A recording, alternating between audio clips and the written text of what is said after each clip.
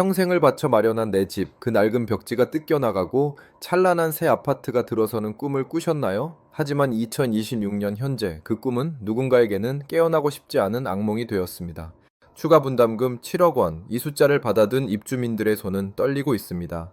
은퇴 후 안식처가 되어야 할 집이 순식간에 나를 파산으로 몰고 가는 지옥의 입장권이 되어버린 겁니다. 단순히 강남의 이야기가 아닙니다. 바로 내일 여러분의 우편함에 꽂힐 고지서의 숫자일 수도 있습니다.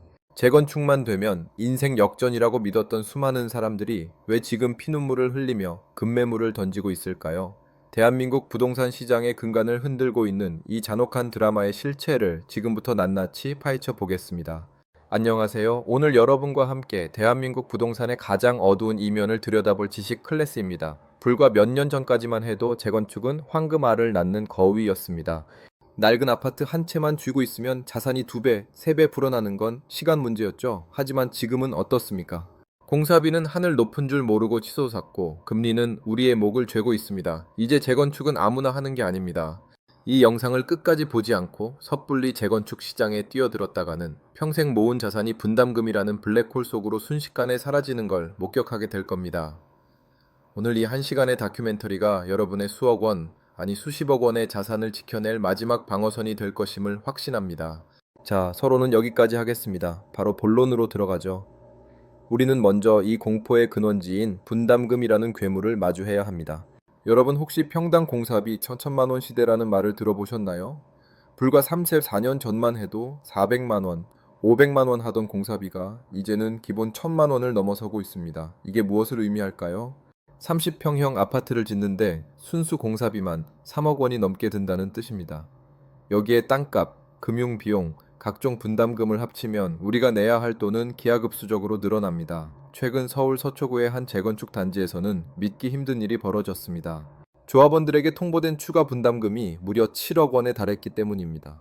집값이 20억인데 7억을 더 내라니 이게 말이 되냐고 울분을 토해봐도 현실은 냉혹합니다. 시공사는 원자재 값이 올랐고 인건비가 뛰어서 어쩔 수 없다. 못 내겠으면 공사를 중단하겠다 라고 배수진을 칩니다. 실제로 공사가 멈춰선 채 녹슨 철근만 삐져나온 현장들이 속출하고 있죠. 여러분이 살고 있는 혹은 투자하려는 그 아파트가 이런 모습이 되지 않으리라는 보장이 있을까요? 사람들은 흔히 착각합니다. 강남은 비싸니까 분담금이 많이 나와도 남는 장사 아니냐라고 말이죠. 하지만 이건 아주 위험한 오해입니다. 재건축의 핵심은 일반 분양분이 얼마나 나오느냐, 즉 내 집을 짓고 남은 땅에 집을 더 지어 남에게 팔아 그 수익으로 내 집 공사비를 충당할 수 있느냐에 달려 있습니다. 그런데 과거 5층짜리 저층 아파트들은 이게 가능했습니다. 땅은 넓은데 집은 조금만 있었으니까요. 하지만 지금 우리가 주목하는 90년대 아파트들은 이미 15층, 20층까지 빽빽하게 들어서 있습니다. 더 이상 지어 올릴 틈이 없다는 겁니다. 내가 살 집을 짓기 위해 남의 집 공사비까지 독박을 써야 하는 구조. 그것이 바로 분담금 7억 시대의 본질입니다. 실제 사례를 하나 들어보죠.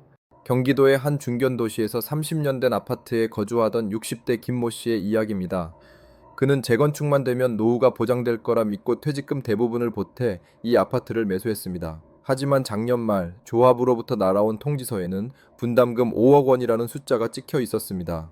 김 씨는 집값이 6억인데 5억을 더 내면 이게 무슨 소용이냐며 밤잠을 설치고 있습니다. 대출을 받으려 해도 고금리에 이자 감당이 안 되고 8년이 금매로 내놓아도 사가는 사람이 없습니다. 결국 김 씨는 평생 지켜온 보금자리를 포기해야 할 위기에 처했습니다. 이것은 단지 김 씨만의 이야기가 아닙니다. 여기서 우리는 아주 냉정해져야 합니다. 시공사가 제시하는 화려한 조감도, 커뮤니티 시설의 수영장과 조식 서비스, 그 달콤한 유혹 뒤에는 여러분의 통장을 텅 비게 만들 치명적인 독이 숨겨져 있습니다. 전문가들은 말합니다. 이제 재건축은 수익을 내는 투자가 아니라 내 돈 내고 내 집 고쳐 쓰는 리모델링보다 더 비싼 사업이 되었다고요. 그런데도 여전히 부동산 카페나 단톡방에서는 버티면 승리한다. 재건축 특별법만 통과되면 로또다. 라는 근거 없는 낙관론이 판을 칩니다. 과연 그럴까요? 다음 파트에서는 왜 90년대 아파트와 일기 신도시가 재건축 시장의 계륵을 넘어 폭탄이 될 수밖에 없는지 그 구조적인 모순을 현미경처럼 들여다보겠습니다. 여러분이 믿고 있는 그 특별법의 치명적인 함정, 아마 들으시면 밤에 잠이 안 오실지도 모릅니다. 여러분이 믿고 있는 그 희망의 실체를 이제는 직시해야 할 시간입니다. 90년대생 아파트, 그리고 대한민국 중산층의 상징이었던 일기 신도시. 이곳을 가진 분들은 지금 재건축 특별법이라는 단어 하나에 모든 기대를 걸고 계실 겁니다. 정부가 용적률을 500%까지 높여주겠다고 하니 이제 내 집도 초고층 주상복합이 되어 자산 가치가 몇 배로 뛸 거라 믿고 계시죠? 하지만 죄송하게도 저는 오늘 그 장밋빛 환상을 무참히 깨뜨려야 할 것 같습니다. 2026년 현재 특별법은 구원줄이 아니라 오히려 시장의 혼란을 가중시키는 희법 고문의 칼날이 되어 돌아오고 있기 때문입니다. 왜 그럴까요? 해답은 아주 단순한 수학적 원리에 숨어 있습니다. 바로 용적률의 저주입니다. 재건축의 수익성을 결정짓는 가장 핵심적인 지표는 대지지분입니다. 즉, 내가 가진 아파트 한 채가 실제로 깔고 앉아 있는 땅이 몇 평이냐는 것이죠. 과거 80년대에 지어진 저층 아파트들은 대지 지분이 널널했습니다. 내가 30평에 살아도 대지 지분이 25평인 시기였죠. 그러니 내 집 30평을 새로 짓고도 남는 땅에 일반 분양을 해서 공사비를 충당할 수 있었습니다. 하지만 90년대 아파트들은 어떤가요? 이미 용적률 200% 안팎으로 지어졌습니다. 30평 아파트 한 채가 가진 땅이 고작 10평에서 12평 남짓입니다. 이 좁은 땅 위에 다시 집을 짓는데 그것도 이전보다 훨씬 높은 공사비를 들여야 합니다. 여기서 여러분은 반문하실 겁니다. 정부가 용적률을 500%까지 올려준다는데 그럼 더 많이 지어서 팔면 되는 거 아니냐라고요. 자, 여기서부터가 진짜 잔인한 진실입니다. 용적률을 올려준다는 것은 공짜가 아닙니다. 늘어난 용적률의 상당 부분은 임대주택으로 기부 체납해야 하거나 학교, 도로, 공원 같은 공공시설을 짓는 데 내놓아야 합니다. 시공비는 시공비대로 늘어나는데 정작 조합원이 가져갈 수익은 기부 체납과 공공기여금이라는 이름으로 야금야금 깎여 나갑니다. 결국 용적률을 높이면 높일수록 닭장처럼 빽빽한 아파트가 되어 주거 쾌적성은 바닥을 치는데 내가 내야 할 분담금은 줄어들지 않는 기막힌 상황이 벌어지는 겁니다. 실제로 1기 신도시의 한 선도지구 단지를 시뮬레이션해 본 결과 충격적인 결과가 나왔습니다. 용적률 상향 혜택을 최대로 받아도 기존 34평형 소유주가 동일 평형을 분양받기 위해 내야 할 돈이 최소 4억 원에서 6억 원 사이로 추산되었습니다. 만약 입지가 조금이라도 떨어지는 곳이라면 분양가보다 분담금이 더 커지는 배보다 배꼽이 더 큰 상황이 현실화되는 거죠. 특별법만 되면 다 된다고 말하던 사람들은 지금 어디 있습니까? 그들은 여러분의 자산을 책임져 주지 않습니다. 그저 표심을 얻기 위한 정치인들과 수수료를 챙겨야 하는 업자들의 감언이 설일 뿐입니다. 더 큰 문제는 2000년대 초반에 지어진 소위 준신축 아파트들입니다. 이들은 90년대 아파트보다 상태는 좋지만 사업성은 더 최악입니다. 이미 용적률을 꽉 채워서 지었기 때문이죠. 리모델링을 하자니 수직 증축은 기술적, 법적 한계가 명확하고 재건축을 하자니 분담금 폭탄을 감당할 수준이 안 됩니다. 결국 이 아파트들은 시간이 흐르며 점점 노후화되지만 새로 지을 수도 없는 진퇴양난의 감옥에 갇히게 됩니다. 사람들은 말합니다. 강남은 그래도 오른다. 맞습니다. 강남은 오르겠죠. 하지만 여러분의 아파트가 강남이 아니라면 일기 신도시 중에서도 외곽 지역이거나 사업성이 떨어지는 단지라면 그곳은 재건축추진위원회 간판만 10년째 걸려있는 자산이 묶여버린 지옥이 될 가능성이 매우 높습니다. 잠시 눈을 감고 상상해 보십시오. 10년 뒤 옆 단지는 번듯한 신축으로 변신했는데 우리 단지는 여전히 녹물이 나오고 주차난에 시달리고 있습니다. 그런데 재건축을 하려니 7억 원을 내라고 합니다. 팔고 싶어도 재건축 추진단지라는 굴레 때문에 실거주 의무나 조합원 지위 양도 제한에 걸려 옴짝달싹 못합니다. 이게 바로 지금 수많은 일기 신도시 소유주들이 마주한 그리고 여러분이 마주하게 될 미래의 단면입니다. 자, 그런데 말입니다. 이 모든 혼란 속에서도 누군가는 조용히 웃고 있습니다. 그들은 대중이 광기에 휩싸여 특별법과 재건축을 외칠 때 오히려 아주 차갑고 냉정하게 시장을 분석합니다. 그리고 그들은 알고 있습니다. 2026년 부동산 시장을 뒤흔들 진짜 변수는 따로 있다는 사실을요. 그것은 바로 양극화라는 이름의 거대한 파도입니다. 돈이 되는 곳과 안 되는 곳, 생존하는 곳과 소멸하는 곳이 칼로 무자르듯 나뉘는 이 잔혹한 시장의 법칙. 다음 챕터에서는 어설픈 입지에 투자한 사람들이 왜 몰락할 수밖에 없는지, 그리고 2000년대 준신축 아파트들이 왜 가장 위험한 덫이 되고 있는지 그 실체를 낱낱이 공개하겠습니다.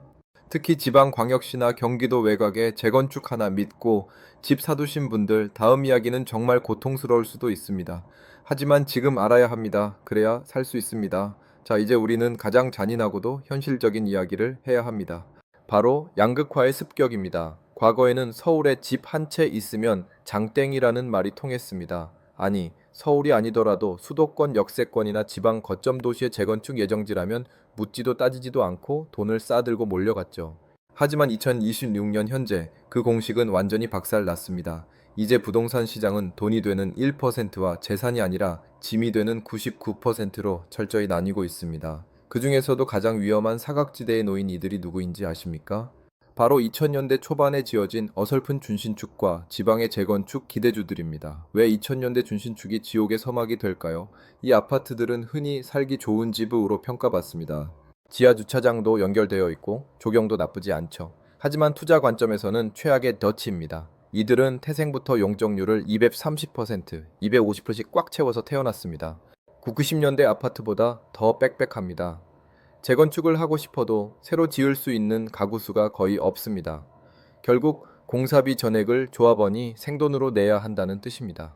그런데 사람들은 2000년대 준신축을 사면서 언젠가는 재건축 되겠지라는 막연한 기대를 가격에 반영해 뒀습니다. 그 거품이 꺼지는 순간 가격은 걷잡을 수 없이 흘러내립니다. 지방은 더 심각합니다. 부산, 대구, 광주의 이른바 대대광 지역들, 불과 몇 년 전까지만 해도 재건축 바람이 불며 수억 원씩 웃돈이 붙었죠. 지금 현장에 가보십시오. 시공사들이 입찰을 포기하고 발을 빼고 있습니다. 공사비는 서울 강남이나 지방이나 똑같이 올랐는데 지방의 일반 분양가는 서울의 절반도 안 됩니다. 시공사 입장에서 지방 재건축은 하면 할수록 손해인 적자 사업이 된 겁니다. 실제로 부산의 한 유명 재건축 단지는 시공사를 찾지 못해 4번이나 유찰되었습니다. 조합원들은 망연자실에 있습니다. 우리 집이 낡아가는 건 보이는데 고칠 방법이 없다는 공포가 도시 전체를 짓누르고 있습니다. 여러분, 냉정하게 생각하셔야 합니다. 입지가 좋지 않은 곳의 재건축은 이제 불가능의 영역으로 넘어가고 있습니다. 시간이 해결해 주겠지라는 말은 무책임한 방관입니다. 시간이 흐를수록 건물은 썩어가고 수리비는 늘어나며 젊은 세대들은 커뮤니티 시설이 완벽한 상급지 신축으로만 몰려갑니다. 수요가 사라진 곳의 재건축 아파트는 자산이 아니라 거주 비용만 갉아먹는 고철 덩어리가 됩니다. 이제 리얼 상급지만이 독주하는 시대입니다. 압구정, 반포, 여의도처럼 분담금을 7억, 10억씩 내더라도 나중에 그 이상의 가치 상승이 보장되는 곳들만 살아남는다는 겁니다. 여기서 한 가지 소름 돋는 사실을 말씀드릴까요? 여러분이 흔히 하는 착각 중 하나가 그래도 내 집은 지하철역이 가까우니 괜찮겠지라는 겁니다. 하지만 2026년의 하락장은 입지만 좋다고 봐주지 않습니다. 오히려 입지만 믿고 비싸게 샀던 사람들이 분담금 폭탄을 맞았을 때 더 큰 충격을 받습니다. 대출을 영혼까지 끌어모아 영끌, 입성했는데 집값은 정체되고 분담금 고지서가 날아오면 그 압박을 견딜 수 있는 서민이 몇이나 되겠습니까? 결국 견디다 못한 매물들이 시장에 쏟아지고 이는 가격 폭락의 트리거가 됩니다. 상급지의 몰락은 이렇게 시작되는 겁니다. 그렇다면 우리는 무엇을 봐야 할까요? 이제는 아파트 이름이 아니라 데이터를 보셔야 합니다.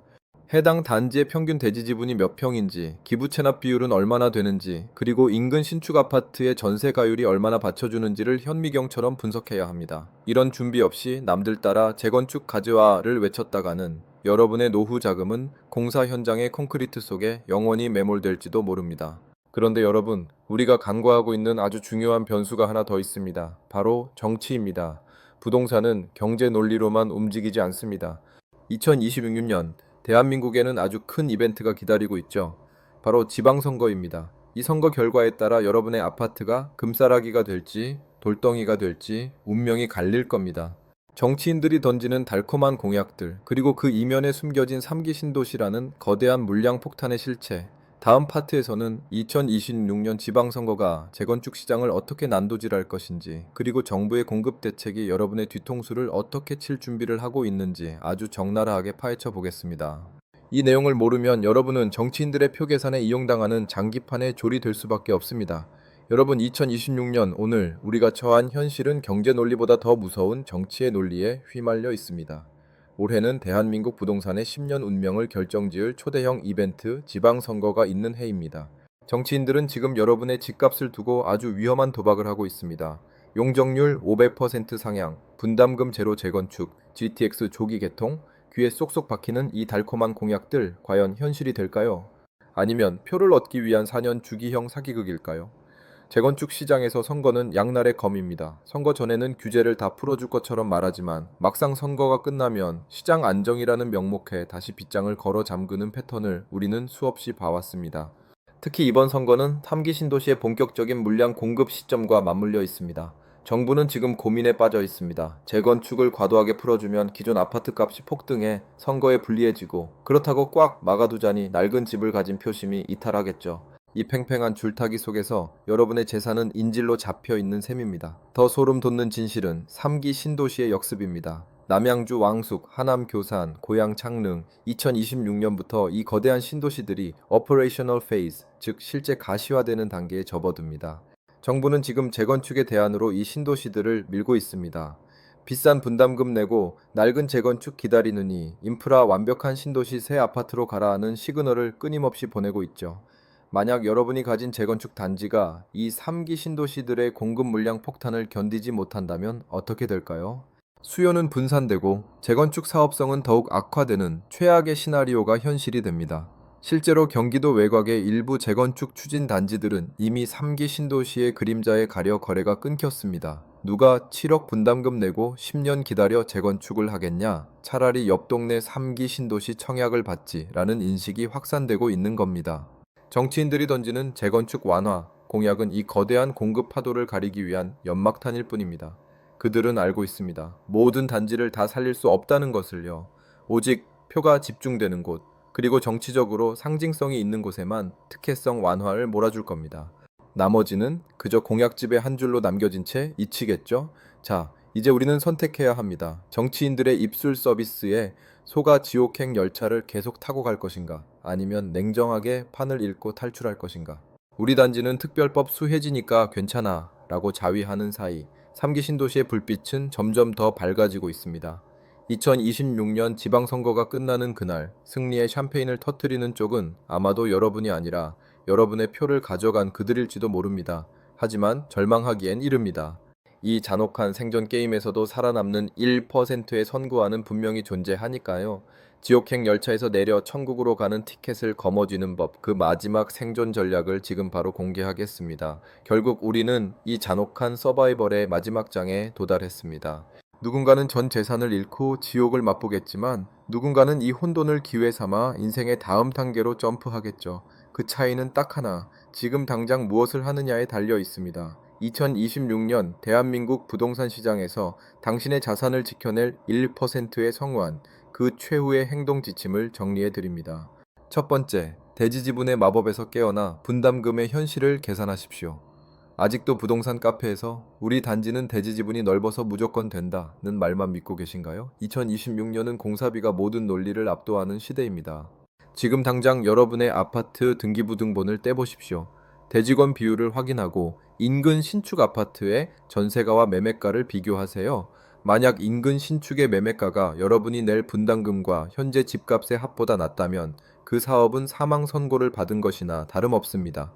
그런 아파트는 재건축 호재가 가격에 반영되어 있을 때, 즉 지금이 가장 비싼 가격입니다. 과감하게 던지고 나오십시오. 그것이 진정한 승리입니다. 두 번째, 선도지구라는 이름의 환상에 속지 마십시오.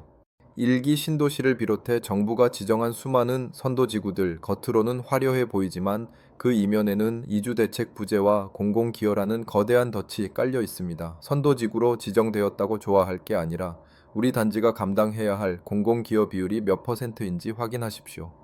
정부가 용적률을 올려주는 대가로 여러분의 수익 절반을 가져간다면 그건 재건축이 아니라 재산 기부입니다.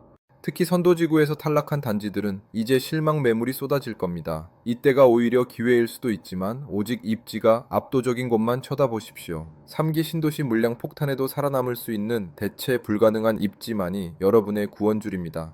세 번째, 조합원 지위 양도 제한의 쇠사슬을 경계하십시오. 최근 정부의 CD로 대책으로 서울 전역이 다시 투기과열지구급 규제에 묶였습니다. 조합 설립인가가 나는 순간 당신의 집은 팔고 싶어도 팔 수 없는 황금 거울이 됩니다.